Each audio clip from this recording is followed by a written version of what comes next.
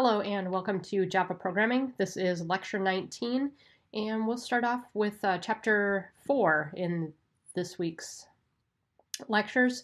So we'll jump into Chapter 4, How Objects Behave. The key concepts that we'll be talking about here are methods using object state.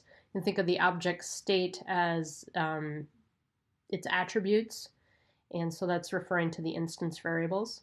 We'll also learn about method arguments and return types. So we can pass data into our methods and then return values. So these are the two topics that I'm going to start off with here in this lecture. So remember that a class describes what an object knows, its instance variables, and what that object does, its methods.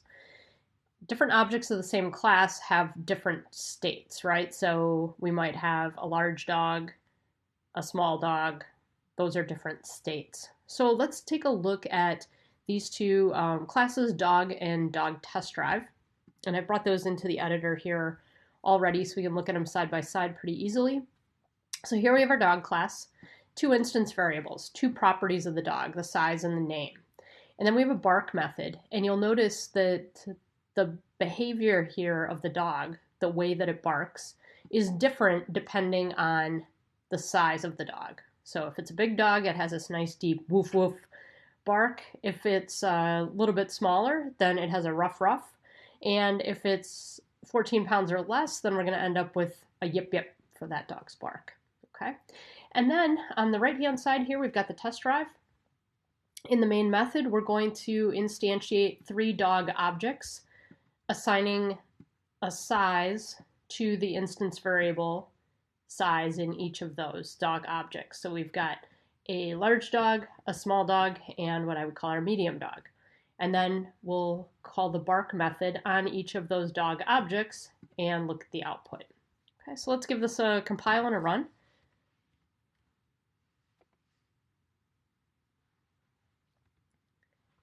And then we will run project2/demos dog test drive. All right, and there we can see our three different dogs with their different barks. So the attributes of the dog, the instance of the dog, can have different behaviors based on the state of the dog. So we can consider the state to be its size in this case. All right, so let's return back to the lecture notes and talk about sending data to methods. Now this should be very familiar to you from other programming languages like JavaScript that you've already learned, but this is a little bit of a review on how we pass data, at least in Java. So here we are instantiating our dog. Okay, we have an object reference variable D, which is pointing to a dog object, and then we're calling the bark method, and you can see we are passing an argument in, some data in, 3. So we're calling the method, passing data to that method, and here we can see that data being received by the bark method. The bark method is defined as accepting a parameter that is a type of int and will refer to whatever that data is that's passed in by the variable num of barks. So inside of that bark method, we have some statements. We have a while loop, so that while the number of barks is greater than 0, we'll output rough and then decrement the number of barks. Okay? So you can imagine that this code, when called up here, will make our dog bark 3 times. Okay, so that's how we pass data in. We can also return data from a method. So up until now, we've been working with methods that have a return type of void, meaning the method doesn't return anything. However, methods can return data, and very often they do.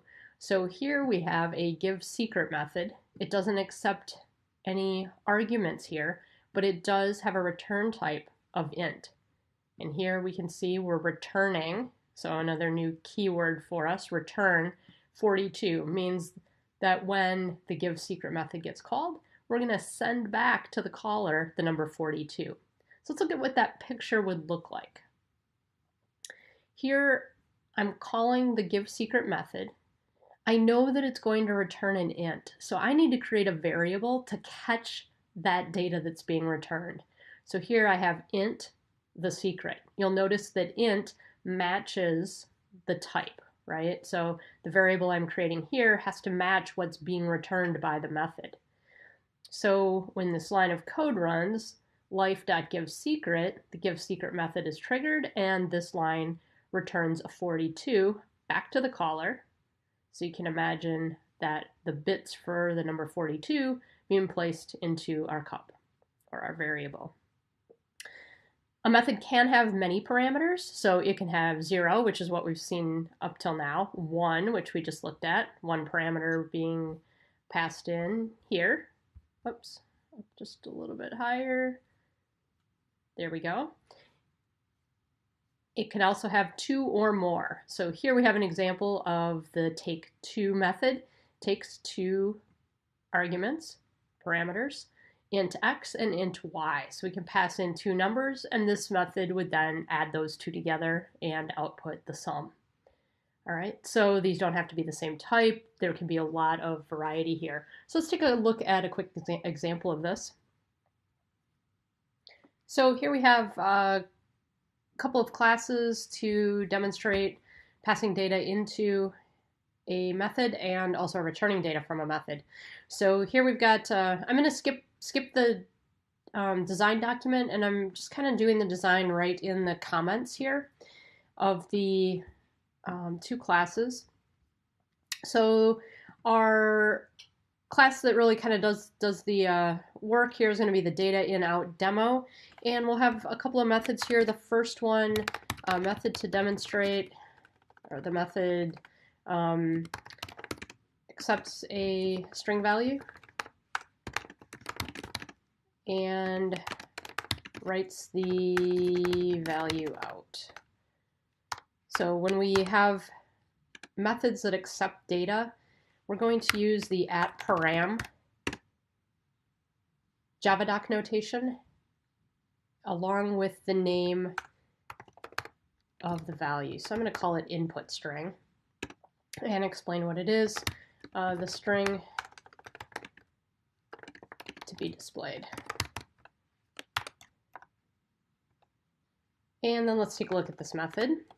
So it would be public void. It doesn't return anything. We're not going to have this method returning anything. And we will call this the print string method.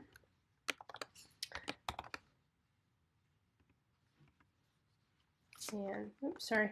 So here we define the type of the value that can be passed into this, and then we give it a variable name, and that's input string in this case. I can name this variable anything that I want to, but whatever I put here needs to match with what I've got here in my documentation. And this is just documentation, but this is going to end up creating some real pretty HTML documentation for us, which I had linked to actually in Slack if you want to see an example of what eventually we'll be producing from these comments. So because these are Javadoc comments, I do need /***. They'll turn purple, at least on the version of JEdit that I'm using. All right, and then let's actually do the work here. So we've got public void print string, and then we input a string, and this method's job then is to output that string. So I'll do a system.out.println, and I'll simply put the string was, or the string is,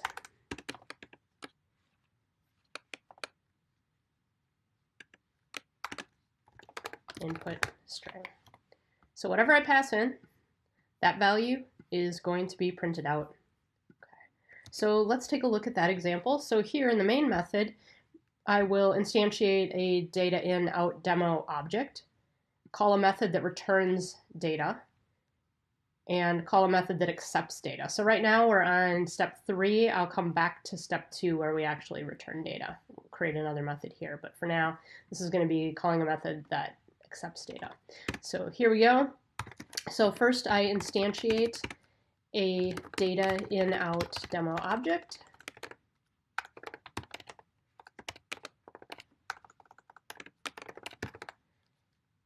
So we start off with the type, data in out demo, my variable name, my object reference variable name, which will point to the object, and then I instantiate or create that object. So in out demo, by parentheses, calling the constructor. So this line creates the object, or this portion of the line creates the object. The left-hand side creates a variable.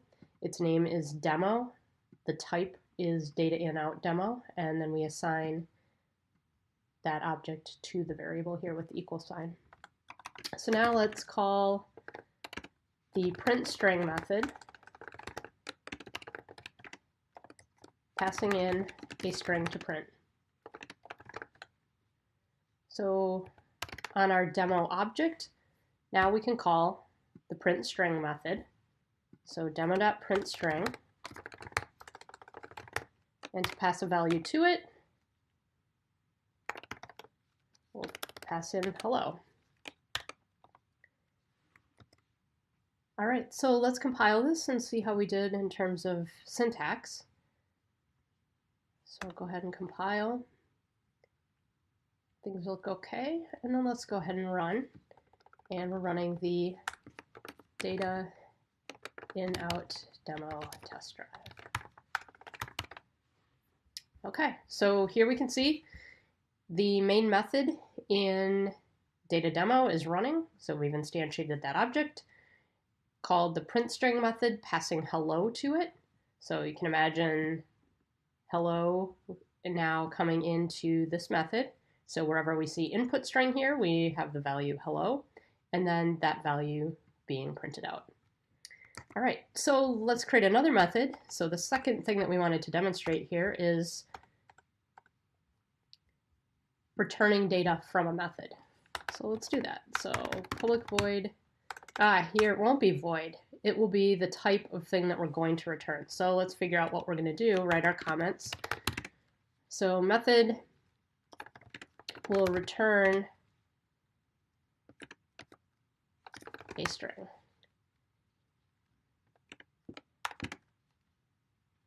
So in this case, I'm going to use a different notation here, the @return. And following this, I just specify what's going to be returned. So we're going to return a message. So here, my type for the return, I need to close my comment here. My return type, rather than using void for methods that don't return anything, here, if I'm returning a string, then my return type is string.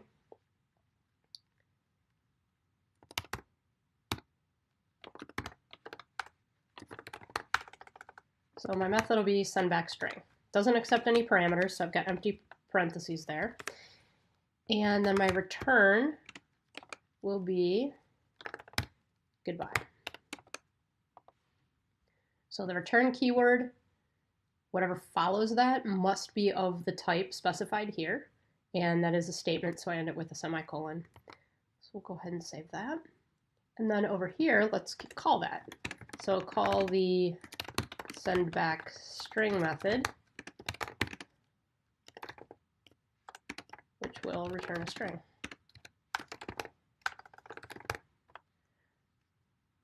So when I call demo.sendBackString, in this case, goodbye is going to be sent back. And so I need to put that value into a variable so that I can see it. So let's catch that value here. So it'll be a string, right? My type needs to match up with whatever type is being returned. And we'll call that message. Set that equal to whatever demo send back string returns. And then finally, let's display that. So we've got system.out.println.